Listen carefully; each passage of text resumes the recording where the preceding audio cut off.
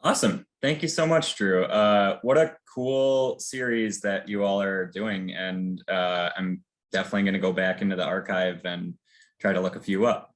Megan and Drew, if you don't mind, hop in at any time if it seems like my screen isn't sharing for any reason. But I kind of have a dual monitor thing going on here. And if I don't see somebody waving their hand, I might miss them. But like Drew said, I'm Taylor Toomey. I'm with Xcel Energy, and I'm a marketer on the residential electric vehicle team at Xcel. Just to start out, everybody's seeing the title screen here, the title slide. Looking good? Awesome. Yep, looks good.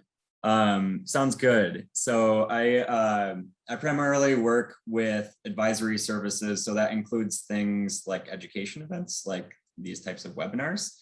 Some larger events like Twin Cities Auto Show, Denver Auto Shows, the Minnesota State Fair, a lot of outreach activities, and I do a lot of website work as well. So thanks a ton for having me on this webinar to talk about something that I really care deeply about.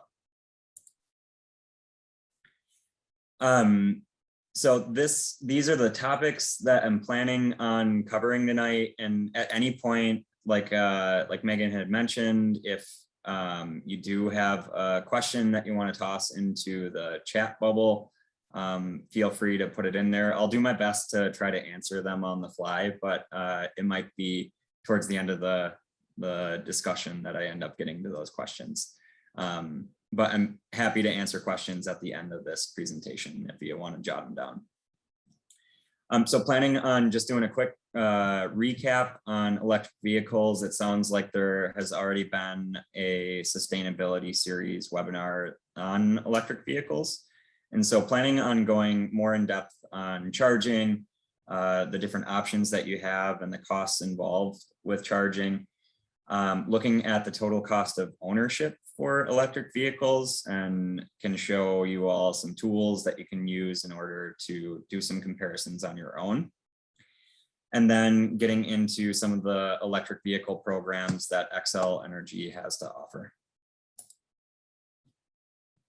So, and before I jump in, and I'm sure that this has probably been shared if there have been other Xcel Energy electric vehicle folks on these series before, but Xcel Energy has announced a pretty bold vision for electric vehicles in the future.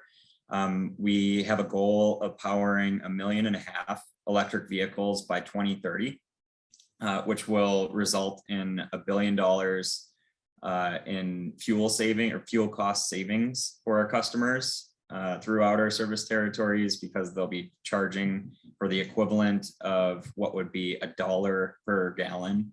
And we call that an e-gallon just to try to compare apples to apples. It'll eliminate 5 million tons of carbon emissions annually. And over the course of the next 8 to 9 years, Xcel Energy is planning on investing $2 billion in supporting the infrastructure to be able to power 1.5 million vehicles. So I'll go over just kind of a quick recap. This section might be a little quick, but feel free to ask questions towards the end or toss them in the chat, and I'd be happy to try to answer them as we go. Some of the reasons why you'd want to drive electric. The first and foremost, which I think many proponents of electric vehicles lead with this, is the positive environmental impact that they have. Driving electric can reduce your carbon emissions by nearly 2/3. One recent estimate was around 55%. And that's because the energy that you're charging your vehicle with is still has some carbon emissions in it, right?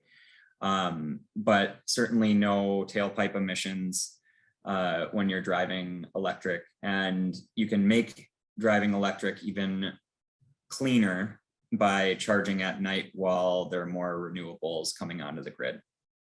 The second reason is that the cost savings involved, and we'll go further in depth in this with our total cost of ownership section that I'm planning on going through. But the fuel savings and the maintenance are really the two big factors in the cost savings here for electric vehicles. Third is convenience. People enjoy charging at home instead of having to stop at a gas station if they're a regular commuter and have a regular commute planned. Being able to charge at home is a fantastic option. And then there are a lot of fun to drive. I don't know how many of you all on this webinar have gotten the chance to get behind the wheel of an electric vehicle, but I would highly recommend doing so. It looks like Ed has done so, but they're really, really fast, and like most models are really, really fast. So even the small basic electric vehicle, just the town or city commuters are still will still accelerate very quickly, and a lot have some pretty cool features that make them a lot of fun to drive. Just a few truths about the batteries that I want to throw out here to just make sure that everybody's aware of them. The batteries consist of many different cells, so it's almost like a modular system working together. It's not just one massive battery pack in modern electric vehicles. Batteries and electric vehicles go through extensive and rigorous collision testing, and they have systems in order to be able to deactivate the battery systems and electrical systems in the event of a collision. This third bullet point is a question that we get a lot at events that we work at, like how long are these batteries going to last, and what happens if it does become defective over time. All electric vehicles manufactured now are federally regulated and need to have at least an 8-year, 100,000 mile warranty on the battery systems. So each manufacturer will have at least that warranty covering the battery, and some will go beyond that too. Batteries do lose a bit of their life over their use, so over the electric vehicle's use. One of the best studies that we've been able to find and reference is one that was conducted by Geotab, who does fleet analytics, and they found over 6,000 car sample that battery life degradation was around 2.3% each year. And so that translates to around 17 miles of range loss for a vehicle like a Nissan Leaf that starts out with a 150 mile range. And there's new industries popping up in order to figure out what to do with the batteries once they are end of use within the electric vehicles for home storage and other types of storage. So this is a slide that I like to include for Minnesota audiences because electric vehicles do perform differently in extreme cold environments. And so when I say extreme cold, think like February last year of when it's below 0 and colder even. So this isn't like below freezing. This isn't 30 degrees. You wouldn't be seeing these effects, but some of the common issues with batteries known for EVs, and this is more so generalized, so across all manufacturers, some vehicles might perform better than others, but this first one, you might need to just allow for more time for your vehicle to charge in extreme cold. A solution to the second issue, seeing decrease in range, is making sure that you're aware of your charging options when you're out and about, and ensuring that your vehicle is fully charged before you leave the house.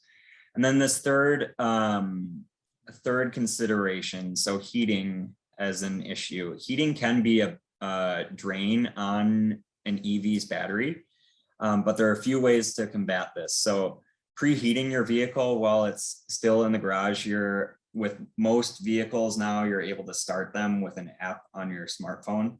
And since there's no emissions, you're able to start it while it's still in your garage, and while it's still plugged in.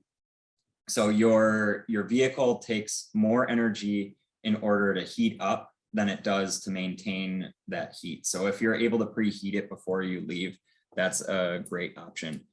The last point here, because of most EVs, quick acceleration, that can lead to some traction issues. But one way to combat that is with a feature called regenerative braking, which will almost limit the acceleration that you feel. And it will also have some benefits as far as traction goes. Regenerative braking will actually give you more range back to your battery if the driving conditions are good. And it can also be easier on your braking system, so your brake pads and your rotors. So it can have a maintenance benefit there too. Just a slide that I like to toss out here for Minnesotans, because this is a pretty familiar scene on the right. Being able to charge at home, probably preferable to what's happening on the right here. So we're going to get into some of the charging options and the costs here. And looks like there might be one. Perfect. Thanks for that, Drew. Yes, internal combustion engine, ICE. I think that was on one of the slides. Thanks for clarifying that. Charging options and costs. So we'll look at the 3 different levels of charging. Level 1 is a basic charging option, and that's included in typically when you purchase a new electric vehicle, they'll give you a level 1 charger, and we'll talk about what that looks like. But it's a slower charge, only 4 to 6 miles of range each hour that you're charging. A level 2 charger, that's what's commonly installed in people's garages when they do choose to install a new charger in either their home or outside their home, in their garage, outside their garage, wherever they park. And then a level 3 charger. This is what a lot of people will see around town or at public charging stations. These are the fast chargers when people are talking about DC fast charging. This is what's considered a level 3 charger. These aren't installed in people's homes or outside of people's homes. This is really for public and commercial use. So level 1 charger, like I mentioned, is quite a bit slower, but these can be an okay option for people who own a plug-in hybrid electric, where they might only have a fully electric battery range of 30 to 50 miles. And so they might be able to get away with plugging in with just a level 1 charger. It's also an okay option if your commute dictates it or warrants it. If you don't have that long of a commute each day, level 1 charger, you might be able to make it by with a level 1 charger. Another use case that is specific, I think, to the Minnesota crowd is if you're driving up to your cabin, you bring your level 1 charger with you, have your vehicle parked for the long weekend or 2 or 3 days. You'd be able to charge your vehicle over the course of that time, and it's a slower charge, right? But if you were to fully deplete your battery and then plug in for 2 days, you're likely to be able to fully charge again. Level 2 chargers, this is like the next step up from the level 1 charging, and provides 25 to 40 miles of range. With these, there's a lot of really cool connected features that you're able to use with a companion app. Most manufacturers of these level 2 chargers have a companion app. So the 2 chargers that we offer within our electric vehicle charging programs both have these. They can be placed either inside a garage or outside of a garage. So some people might have them mounted on a post in their driveway is one way that somebody could have these chargers. And so they're durable within the elements and whatnot. These are a great option if you do have a longer commute and want to charge quicker. These chargers can range in price. Generally speaking, they're around $600 to $700. A level 2 charger requires a dedicated 240 volt circuit. So depending on where your electrical panel is, you might need to have some conduit run out to where you're planning on installing a level 2 charger. Wiring costs really can range depending on the placement of your electrical panel and whether or not you're able to, if you have the room on your electrical panel in order to accommodate it. And then the level 3 or DC fast charging. This is really for public and commercial use. There aren't really, unless you're Elon Musk and you have unlimited money, these are pretty cost prohibitive and don't make much sense in order for residential applications. Most of the DC fast charging stations or fast charging stations are pay. But there are a few businesses out there still that offer it for free and want to just get you into their store, right, and offer it as a service. So not all public charging stations are fast charging stations. So the one on the top here in Canal Park in Duluth, Minnesota, this is a DC fast charging station, but there's a public charging station in Tetagooch State Park, which is around, I want to say either a half an hour or maybe another hour north of Duluth.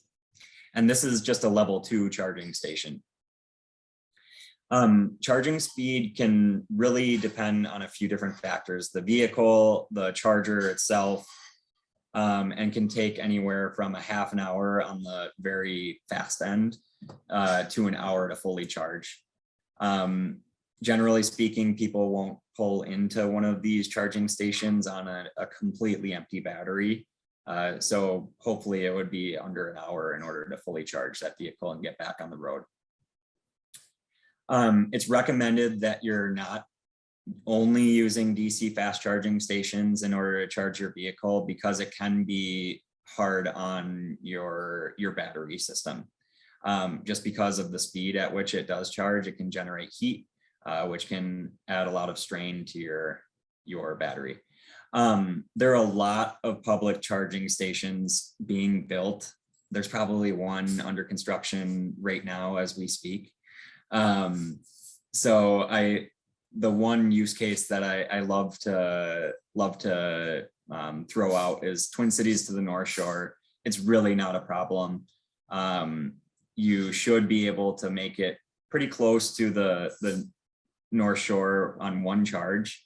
And there are many other public charging stations available on the way. And I'll show a way that you can find those public charging stations in another slide. Total cost of ownership for electric vehicles. This is where I'm going to start to refer to a lot of the resources that we have on our website. One of the most helpful features, I think, on our website are some of these total cost of ownership comparisons, and the catalog that we have in order to be able to shop for electric vehicles. So ev.xlenergy.com. And if you click on electric vehicles, EV catalog, you're able to navigate to this page and shop for this compiles all the electric vehicles nationwide that are available and can give you information about the electric range, the cost, and then compare it to a similar model. And so one use case that I'm gonna bring up here in order to display both the upfront costs, so the MSRP versus what you actually might be paying. So one of the newer models that that has gotten a lot of interest is this Volvo XC40. At some of the events that we've attended, this has been one of the crowd's favorite. But it has a sticker price of $53,000, which a lot of people, that's a fairly expensive car, right? The average vehicle price, I think the selling price last year was around $40,000. So still $13,000 more than what the average vehicle sold for. But there is a federal tax credit that's available for this vehicle, which would reduce the upfront cost for this vehicle to $46,000, and still might be an expensive car for many. Where you start to see some of the savings that I had just mentioned earlier in an earlier slide is when we start looking over the years what you're spending on fuel, what you're spending on maintenance. So what these tools on our website allow you to do is plug in the conditions that you see for your own driving habits, for the areas that you're driving in and how long you tend to own a vehicle, right? So just on my own driving habits, I probably drive around 10,000 miles a year. It might be a little bit more this year, just have done a few road trips and whatnot. I'll choose 10 years of ownership, and I think it would probably be safe to assume that gas would be at least $3.90 over the course of those 10 years. I think that's probably even a pretty conservative estimate.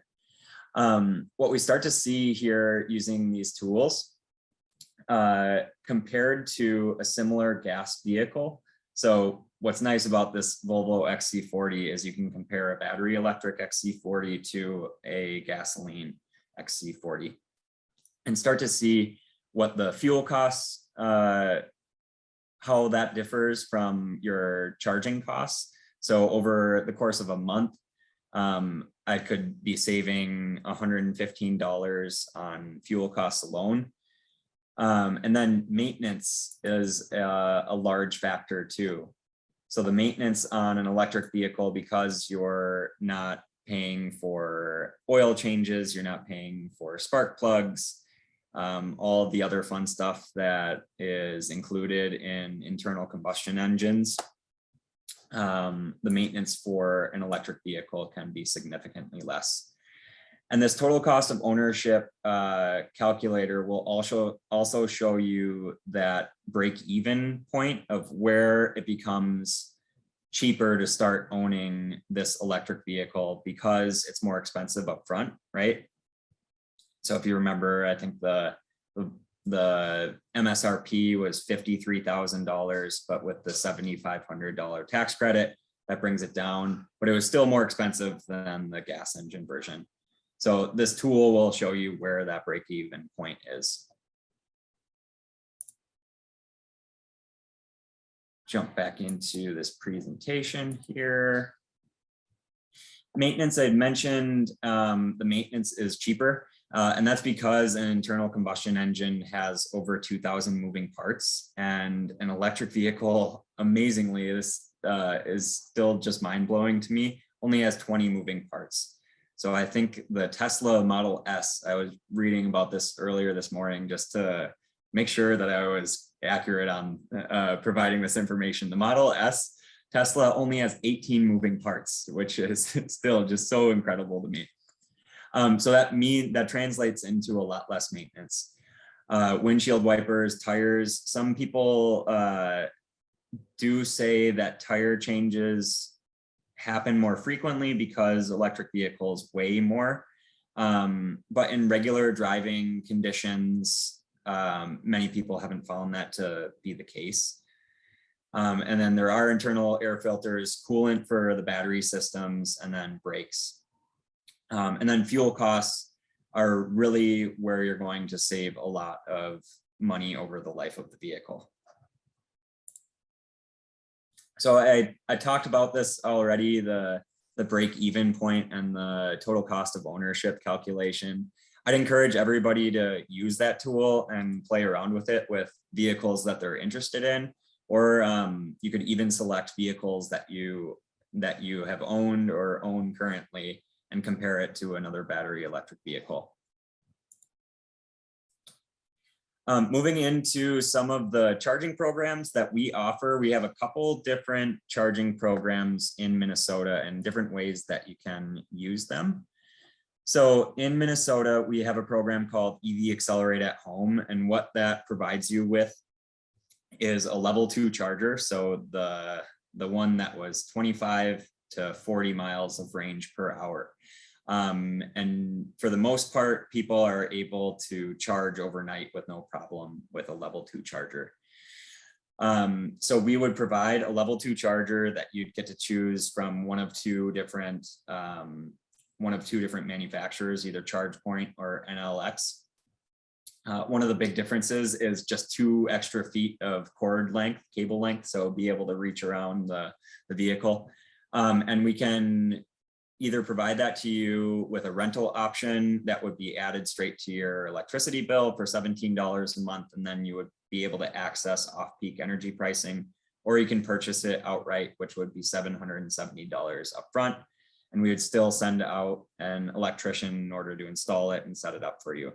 The second program, I'll just mention it because it is a good option for a few of our customers, but I'd say only 1 in 10 customers actually, this is a better fit than our first program. And so this would require installing an actual separate meter, which is a much larger upfront investment.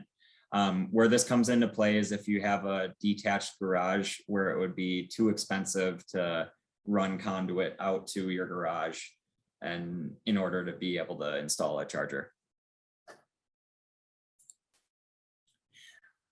So with these programs, you'd be able to access off-peak electricity pricing, which is almost a third of the price of what our usual rates are.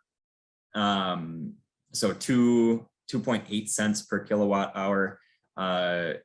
Wouldn't expect anybody to know what that means, aside from it's about a third less than what you're normally being charged for energy. Another benefit to being able to charge off peak, it's certainly a benefit to Xcel Energy because we're bringing more charging online at a time when demand is much lower. But we're also bringing on more renewable energy onto the grid overnight. So those off-peak hours are also beneficial for environmental reasons. Another program or service that we offer, we have a large dealership network within the Twin Cities. So we have a dozen dealers that we work with directly, and that can be found on our website. These dealers are trained on our program, so you'd be able to enroll in EV Accelerate at Home on site with a salesperson. These dealerships are also committed to carrying electric vehicles at their dealership. So they're knowledgeable about electric vehicles and they're knowledgeable about electric vehicle programs that Xcel Energy has to offer. And I'd also encourage you to check out any events on our website too. We're a little bit light, admittedly, on events right now, given that it was National Drive Electric Week last week, and we had a lot of irons in the fire, and so we're cooling down a little bit. But hopefully, we'll have a few ride and drive events coming up. But this is where you can find Xcel Energy events and events that we have a presence at. A few resources. I would just encourage everyone to go to our website, click around with some of the tools that we have on there. Anybody who is interested in commercial or fleet programs, I included a link to that too, since we only covered residential programs today.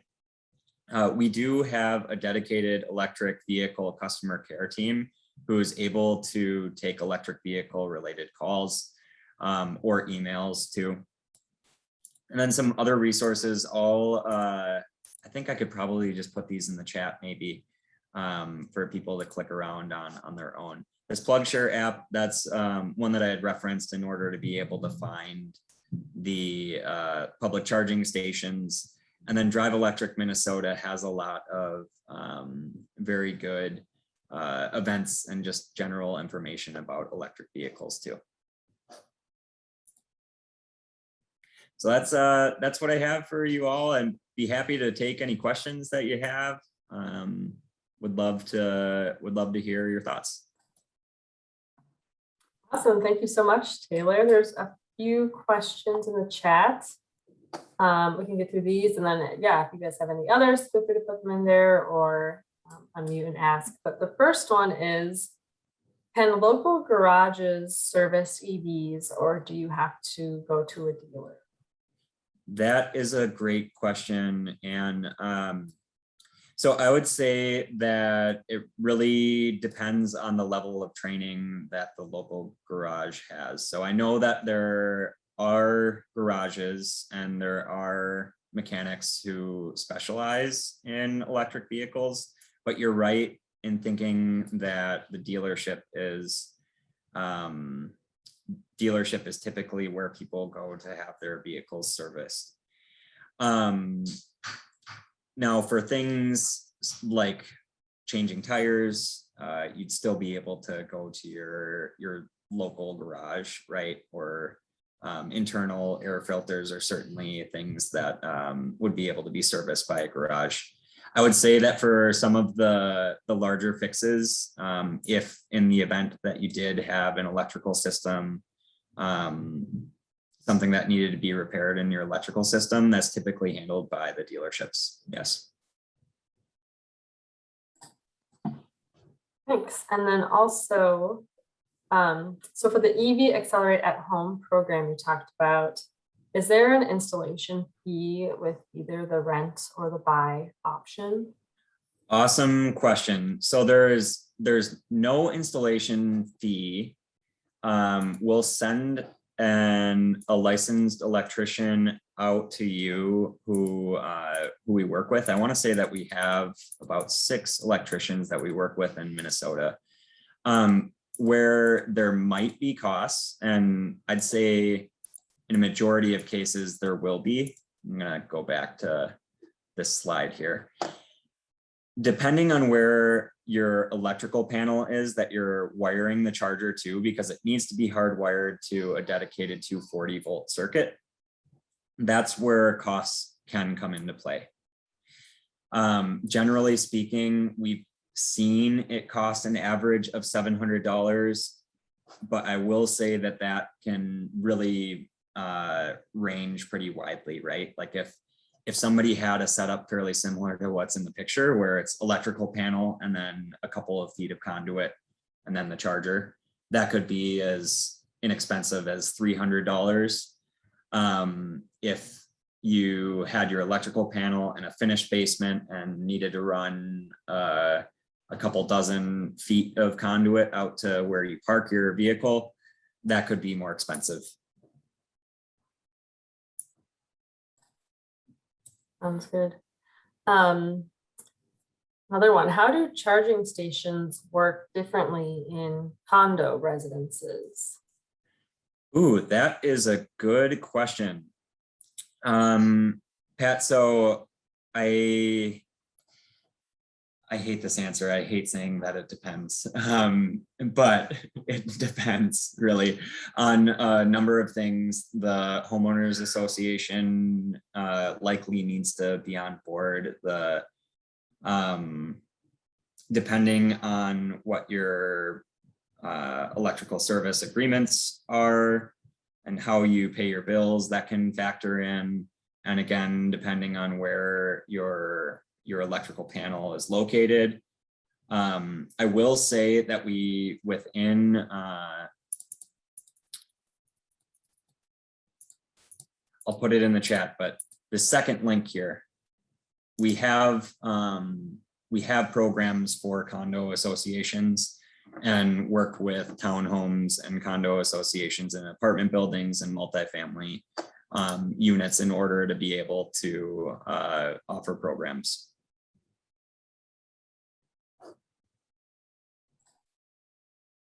Yeah, fair enough. Couple questions about kind of solar panels and charging. So do you have information about tying solar panels into at-home chargers, and can solar panels support EV charging? Yeah, I love that question because I think that's how we make driving electric even cleaner.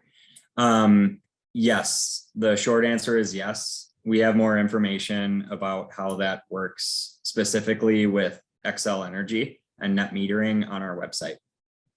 And so I would say go to the EV Accelerate at Home page on our website, and you can find more information about that in the frequently asked questions.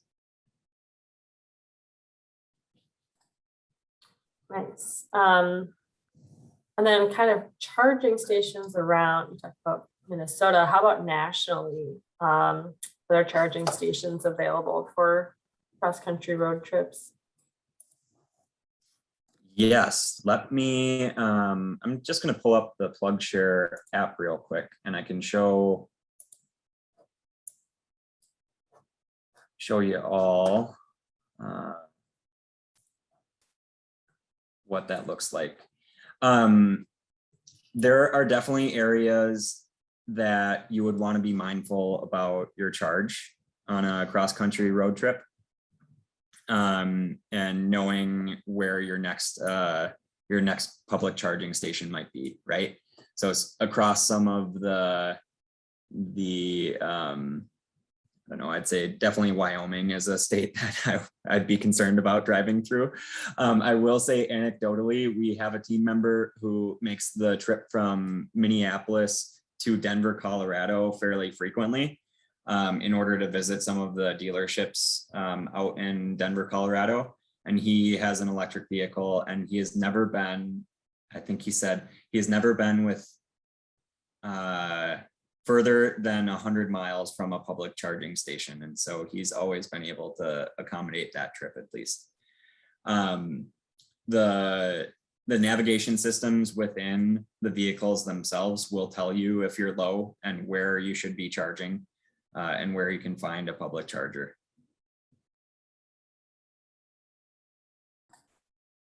Nice.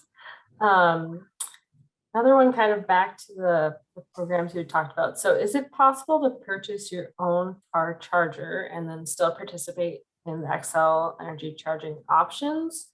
Or do you need to get one that Xcel would provide? That's a great question. And at this moment, you would need to choose one of the two that we provide within our program in order to be able to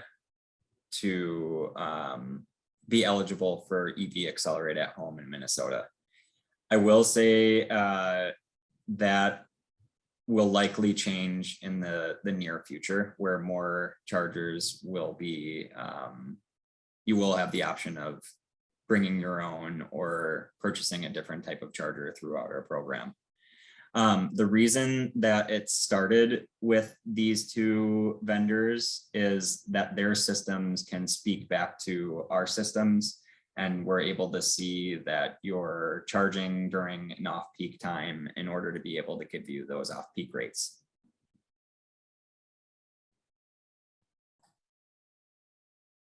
Nice. Any other questions from folks? I see one person just asked when this recording will be up. So this will be up on the City of Minnetonka webpage, I'd say within a few weeks. So if you missed portions of it, you can check that out. Otherwise, any other thoughts or questions from folks?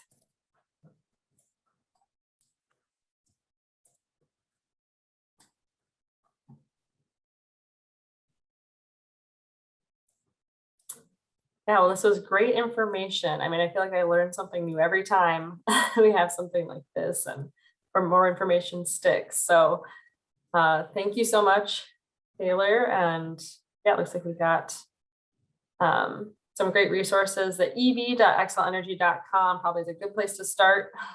Definitely. Figure out, okay. Yeah, definitely. I really appreciate everybody's time. I would encourage everybody to go to our website, play around with the tools that we have there, and stop by one of the dealerships that we work with in order to be able to test drive, or look for one of the events on either our events page or the Drive Electric Minnesota events page. That's a good resource to find ride and drives too.